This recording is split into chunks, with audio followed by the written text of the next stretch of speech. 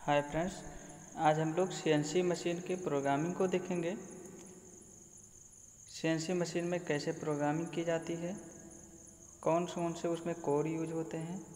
आजकल अधिकतर इंडस्ट्री में सीएनसी मशीन ही यूज किए जाते हैं जो कि एक प्रोग्राम पर चलते हैं। उस प्रोग्राम को कैसे हम लोग बनाते हैं, उसी प्रोग्राम को हम लोग देखेंगे। तो इसके लिए प्रोग्राम शुरुआत कहाँ से होती है, प्रोग्राम कहते किसे हैं, कौन कौन से कोड इसमें प्रयोग किए जाते हैं, सबसे पहले हम इसको देखते हैं। सबसे पहले देखते हैं कि प्रोग्राम होता क्या है। प्रोग्राम क्या होता है, एक निर्देशों का ये समूह होता है। Set of instruction is called programme, अर्थात निर्देशों का समूह क्या कहलाता है, प्रोग्राम। यानी कि कई सारे निर्देश एक सीक्वेंस के रूप में यदि दिए जाएं तो वही निर्देश ही क्या कहलाएंगे, उस मशीन के लिए प्रोग्राम। और ये निर्देश हमारे डिजिट भी हो सकते हैं, अल्फ़ाबेट के रूप में भी हो सकते हैं और किसी सिंबल के रूप में भी दिए जा सकते हैं। ओके, सीएनसी मशीन में जब प्रोग्रामिंग करते हैं तो उसमें हम दो टाइप के कोड का प्रयोग करते हैं। पहला होता है हमारा एक जी कोड होता है और एक होता है एम कोड होता है। तो सबसे पहले हम जी कोड को देखते हैं। जी कोड क्या है, यह एक प्रिपरेटरी फंक्शन कोड होता है। प्रिपरेटरी फंक्शन कोड का मतलब ये होता है कि शुरुआती फंक्शन होते हैं, जो शुरुआती कार्य होते हैं वो किसके माध्यम से दिए जाते हैं, वो जी कोड के माध्यम से दिए जाते हैं। ये कोड क्या काम करता है, एक्सिस मोशन कंट्रोल को देखता है। यानी कि टूल को किस पोजीशन पर लेकर जाना है, एक्सिस की पोजीशन क्या होनी चाहिए, उसको डिसाइड कौन करता है, जी कोड हमारा करता है। इसके अतिरिक्त अन्य कार्य भी करता है, जैसे यूनिट सिस्टम का सिलेक्शन। यानी कि हम अपने प्रोग्रामिंग में जो यूनिट यूज करेंगे उसका क्या मात्रक रहेगा, यानी कि एमएम में रहेगा या इंच में रहेगा, अर्थात इंच सिस्टम में है या फिर मीट्रिक सिस्टम में है। और क्या करता है, प्लेन का भी सिलेक्शन करता है, यानी समतल का भी सिलेक्शन करता है जी कोड। यानी कि जो हमको मशीनिंग क्रिया करनी हो एक्स वाई प्लेन में है या फिर वाई जेड प्लेन में है या फिर जेड एक्स प्लेन में है, ये भी किसके माध्यम से सिलेक्ट किया जाता है, जी कोड के माध्यम से ही सिलेक्ट किया जाता है। तो एक्सिस मोशन कंट्रोल को देखते हैं और क्या करते हैं, इसके अतिरिक्त भी कार्य किया जाता है किसके माध्यम से, जी कोड के माध्यम से। अब जी कोड हमारे दो टाइप के होते हैं, टाइप्स ऑफ जी कोड। पहला है मॉडल जी कोड, दूसरा है वन शॉट जी कोड। मॉडल जी कोड को देखते हैं। मॉडल जी कोड ये ग्रुप में होते हैं, जैसा कि यहाँ पर है, ये ग्रुप में होते हैं, जैसे G00, G01, G02, G03, ये चारों कोडों का एक ये ग्रुप होता है। ठीक, इसको हम क्या बोलेंगे, मॉडल जी कोड। इसमें क्या खासियत होती है कि यदि इसमें से किसी एक कोड को हम यूज कर लें तो वो कोड हमारा तब तक एक्टिव रहता है जब तक कि इसी ग्रुप का कोई अन्य कोड हम ना यूज कर लेते हों। जैसे मान लीजिए कि एक हम प्रोग्राम सेट किए, वो क्या था, G00, X 2.0, Z 2.0। अब फिर हमें इसी कोड से लिखना है अगला प्रोग्राम अगले ब्लॉक में, तो उसको हम क्या लिखेंगे, G00, X 20.0, Z 1.1। तो यहाँ पर हमें G00 लिखने की ज़रूरत नहीं है। क्योंकि ऑलरेडी हम पहले G00 लिख चुके हैं। ये तब तक एक्टिव रहेगा जब तक कि इसी समूह यानी कि G00, G01, G02 और G03 में से कोई अन्य कोड यहाँ पर जब तक हम यूज नहीं करते तब तक ये G00 ही एक्टिव रहेगा। अर्थात यदि एक बार हम G00 लिख दिए तो दूसरे ब्लॉक में यदि हमें इसी कोड के माध्यम से इंस्ट्रक्शन देना है तो इस कोड को हमें लिखने की ज़रूरत नहीं है, यही कोड इसमें भी एक्टिव रहेगा। यानी कि यहाँ से ये इंस्ट्रक्शन हम दे दिए, अब दूसरे में क्या करेंगे, हम G00 कोड के माध्यम से ही यदि इंस्ट्रक्शन देना है तो यहाँ पर इसको हम नहीं लिखेंगे, हम डायरेक्ट उस इंस्ट्रक्शन को लिख देंगे कि X 20.0 Z 1.1। यहाँ पर G00 लिखने की ज़रूरत नहीं है। ऐसे यदि G01 के रूप में देंगे, G01 X कुछ लिख दिए और Z कुछ लिख दिए और यहाँ पर फीड कुछ दे दिए। अब यदि हमको फिर G01 में ही इंस्ट्रक्शन देना है तो आगे हमें G01 लिखने की ज़रूरत नहीं है, यही कोड एक्टिव रहेगा। ठीक। और यदि हमें दूसरे कोड को लिखने की ज़रूरत है, जब दूसरा कोड हम चेंज कर देंगे यानी G01 के अतिरिक्त कोई कोड यूज में लाना होगा तभी हम उस कोड को लिखेंगे, अदरवाइज उस कोड को हमें लिखने की ज़रूरत नहीं है। इस ब्लॉक का कोई भी रहेगा, ठीक, ये तब तक एक्टिव रहेगा जब तक कि इसी ग्रुप का कोई और कोड हम यूज नहीं कर लेते हैं। ये होते हैं मॉडल जी कोड। दूसरा क्या है, वन शॉट जी कोड। वन शॉट जी कोड केवल एक ब्लॉक में ही एक्टिव रहेगा, यानी एक बार हम यूज कर लिए तो उसी टाइम में ही केवल ये एक्टिव रहेगा। दोबारा यदि हमें इसका इस्तेमाल करना है, इस कोड को ज़रूरत है, इस कोड के माध्यम से जो देनी हमको इंस्ट्रक्शन देनी है तो उसको हम फिर से लिखना पड़ेगा, उस कोड को हमें फिर से राइट करना पड़ता है। ये कोड केवल एक ब्लॉक में ही एक्टिव रहता है। ब्लॉक का मतलब ये होता है कि जैसे एक इंस्ट्रक्शन हम दे दिए तो इसको हम क्या बोलेंगे, एक ब्लॉक। फिर दूसरा इंस्ट्रक्शन हमको देना है तो उसको हम दूसरा ब्लॉक बोलेंगे। फिर तीसरा इंस्ट्रक्शन देना है उसको हम तीसरा ब्लॉक बोलेंगे। तो ये जो वन शॉट जी कोड होता है वो केवल एक ब्लॉक में ही एक्टिव रहेगा। दूसरे ब्लॉक में यदि हमको एक्टिव करना है तो पुनः उस जी कोड को हमें लिखना पड़ेगा। तीसरे ब्लॉक में एक्टिव करना है तो पुनः जी कोड को हमें यहाँ पर लिखना पड़ेगा। जैसे एग्जांपल है G04। G04 किस लिए दिया जाता है, डुअल या रेस्ट पीरियड, यानी कि टूल को रोकने के लिए, टूल को एक टाइम इंटरवल के दौरान आराम करने के लिए G04 कोड का इस्तेमाल किया जाता है। इसका फॉर्मेट कुछ इस टाइप का होता है, जैसे G04X2 लिख दिए। इसका मतलब 2 का मतलब है कि 2 सेकंड। ये टाइम किस में है, टाइम इन सेकंड। इसका मतलब G04 यानी कि टूल को रेस्ट में ले जाना है, कितने सेकंड तक, 2 सेकंड तक।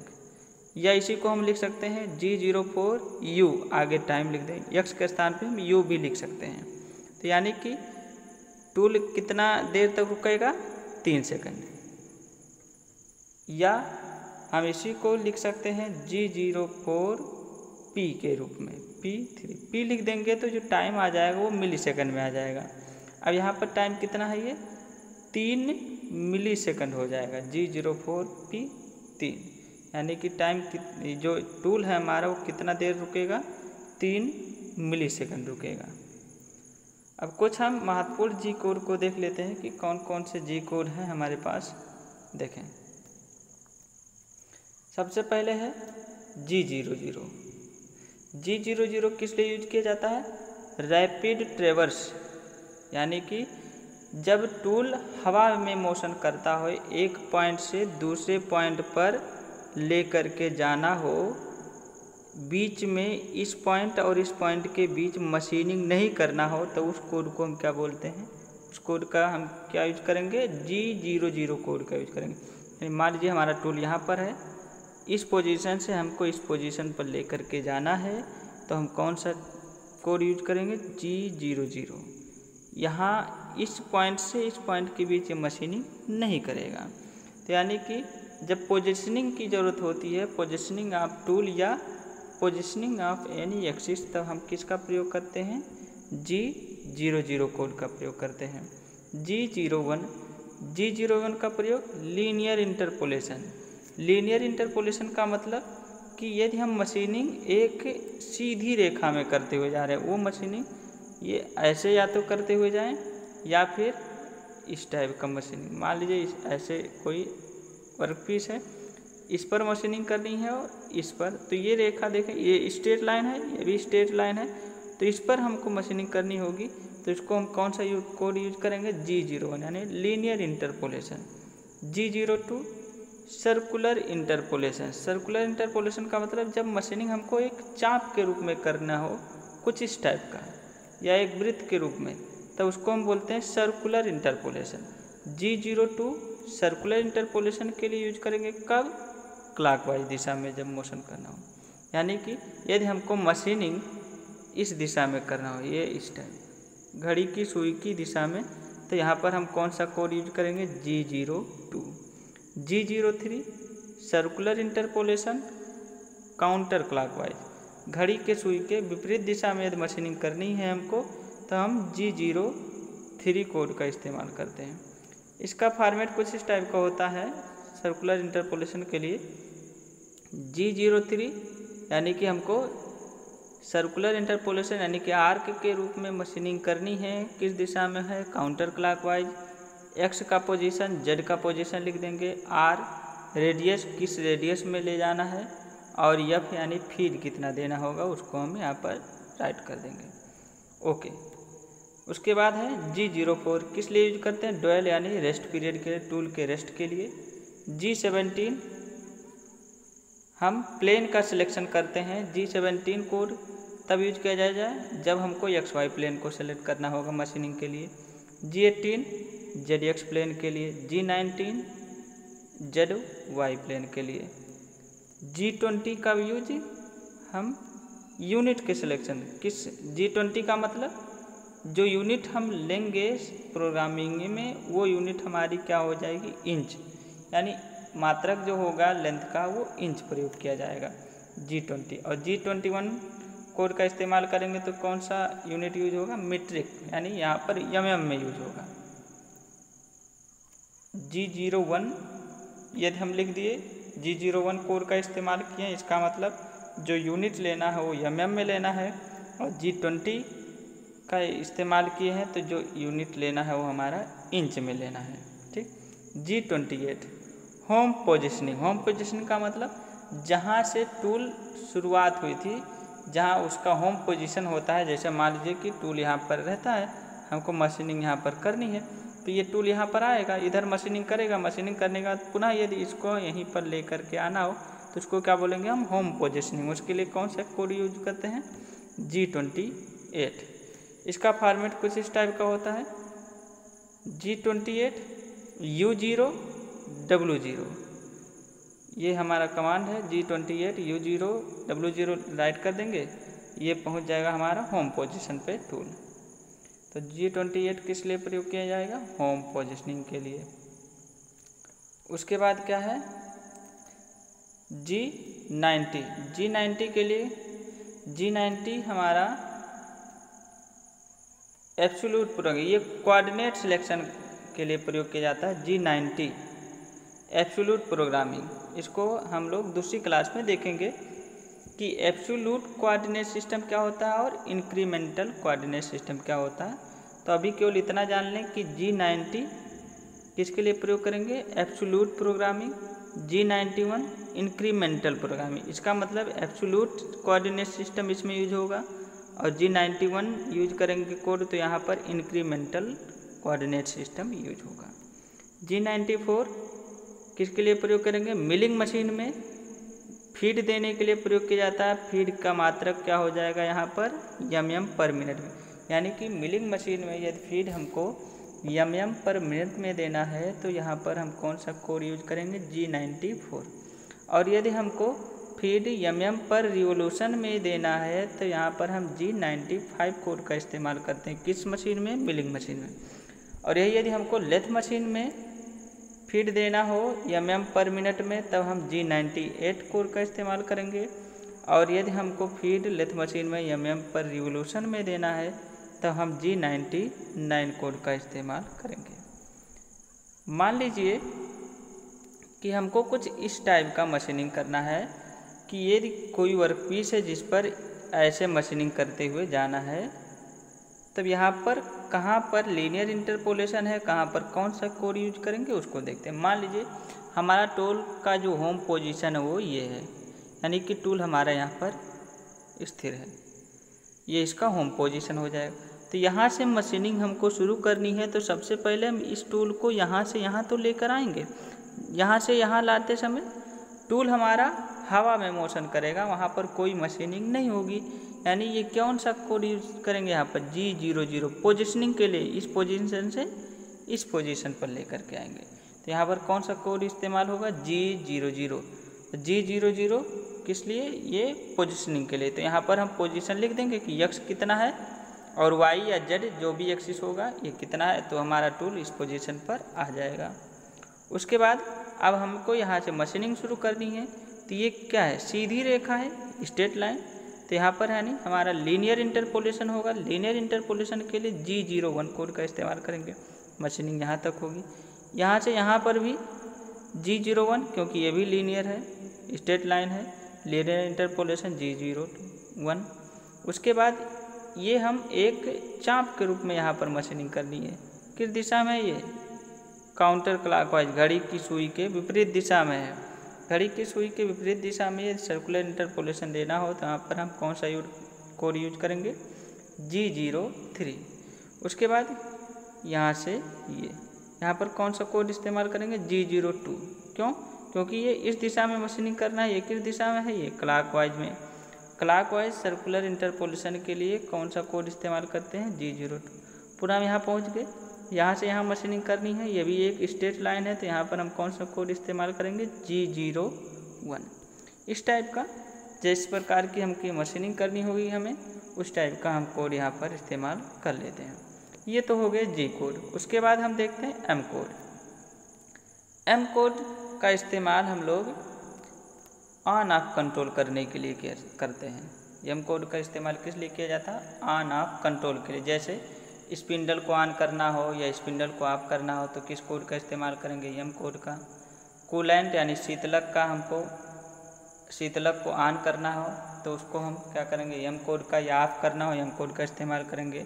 प्रोग्राम को स्टार्ट करना हो, प्रोग्राम को एंड करना हो, इस सब के लिए हम क्या काम करते हैं, M कोड का इस्तेमाल करते हैं। यानी M कोड किस लिए प्रयोग किया जाता है, ऑन ऑफ कंट्रोल करने के लिए M कोड का इस्तेमाल किया जाता है। इसमें भी कुछ महत्वपूर्ण M कोड को देख लेते हैं। पहला है हमारा M00 प्रोग्राम स्टॉप। प्रोग्राम को यदि हमें स्टॉप करना है तो कौन सा कोड यूज करेंगे हम, M00। M01 program optional stop. Optional type का यदि हमें स्टॉप करना है तो हम M01 कोड का इस्तेमाल करेंगे। प्रोग्राम इंड, प्रोग्राम को इंड करना है तो हम M02 कोड का यूज करेंगे। यदि स्पिंडल को ऑन करना है वो भी किस दिशा में, क्लॉकवाइज दिशा में, तब हम M03 कोड का इस्तेमाल करेंगे। स्पिंडल ऑन करना है वो भी किस दिशा में, काउंटर क्लॉकवाइज यानी कि घड़ी की सुई के विपरीत दिशा में, तब हम कौन सा कोड यूज करेंगे, M04। स्पिंडल को हमें रोकना है, स्पिंडल स्टॉप करना है तो हम कौन सा कोड इस्तेमाल करेंगे, M05। यानी M03 से स्पिंडल ऑन हो जाएगा किस दिशा में, क्लॉकवाइज में। M04 से स्पिंडल ऑन हो जाएगा किस दिशा में, काउंटर क्लॉकवाइज दिशा में। और M05 से स्पिंडल स्टॉप हो जाएगा, यानी स्पिंडल कोई मोशन नहीं करेगा। उसके बाद M06 स्पिंडल, सॉरी यहाँ पर ये टूल चेंज रहेगा, यहाँ पर ये टूल चेंज। तो M06 किस लिए यूज करते हैं, टूल चेंज करने के लिए M06 कोड का इस्तेमाल करते हैं। उसके बाद है M07। M07 किस लिए यूज करते हैं, कूलेंट को ऑन करने के लिए। M08 कूलेंट को ऑन या ऑफ करने के लिए। मतलब समझना कि यदि हम यानी कि M08 से हम कूलेंट को ऑन भी कर सकते हैं और ऑफ भी कर सकते हैं। जैसे मान लीजिए हम M07 से कूलेंट को ऑन किए तो हम M08 से भी कूलेंट को ऑफ कर सकते हैं और M09 से भी कूलेंट को ऑफ कर सकते हैं। और यदि हम कूलेंट को M08 से ऑन किए हुए हैं तो हम M09 से ही ऑफ करेंगे। M09 कूलेंट को केवल ऑफ करने के लिए है, यानी कूलेंट को बंद करने के लिए, और M08 कूलेंट को ऑन ऑफ दोनों कर सकता है। M07 कूलेंट को ऑन करने के लिए। M19 स्पिंडल ओरिएंटेशन, मतलब स्पिंडल को लॉक करने के लिए। जैसे हमको टूल को निकालना हो, स्पिंडल को निकालना हो, तो उसके लिए स्पिंडल को हमें लॉक करना पड़ता है। तो उसके लिए हम कौन सा कोड यूज करते हैं? M19, M30 कोड का इस्तेमाल कब किया जाता है? प्रोग्राम को इंड और रीसेट करने के लिए। यानी कि M02 देखे थे, M02 क्या था? केवल और केवल प्रोग्राम को इंड करता था, रीसेट नहीं। रीसेट का मतलब कि पुनः वही प्रोग्राम स्टार्ट होगा, यानी वही प्रोग्राम जो हम फीड किए हुए हैं वही प्रोग्राम पुनः रीसेट हो जाएगा, यानी कि पुनः वो प्रोग्राम स्टार्ट होगा। तो यहाँ पर M30 का यूज करेंगे तो वो प्रोग्राम हमारा जो पहले चल रहा था वो ख़त्म हो जाएगा, वो इंड हो जाएगा और दूसरा प्रोग्राम हमारा रीसेट हो जाएगा। तो M02 और रीसेट दोनों का काम कर देता है हमारा M30। M30 कोड का इस्तेमाल करेंगे तो प्रोग्राम इंड भी हो जाएगा और रीसेट या इसी को रिवाइंड भी बोलते हैं। यानी ये M02 और रीसेट दोनों का काम करता है, जबकि M02 केवल और केवल प्रोग्राम को इंड करने का काम करता है। तो इस तरीके से हम लोग CNC मशीन के प्रोग्रामिंग में G कोड और M कोड का यूज किया जाता है। जो वो कौन कौन से किस टाइप के G कोड होते हैं, किस टाइप के कोड का कब कहाँ यूज होता है, हम लोग देख चुके हैं। इसके आगे की जो आगे की टॉपिक है उसको हम दूसरे क्लास में डिस्कस करेंगे। आज यहीं तक। Okay, thank you. Vande Mataram.